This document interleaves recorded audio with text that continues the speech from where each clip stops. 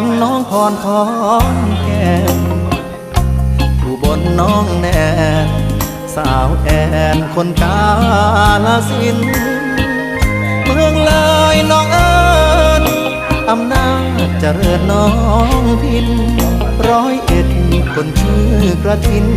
น้องนรินอยู่มุกดาหารสาวน้ำสกลสาวมนน้องคายสารคามน้องอายสาววิไลเป็นคนบึงกาฬ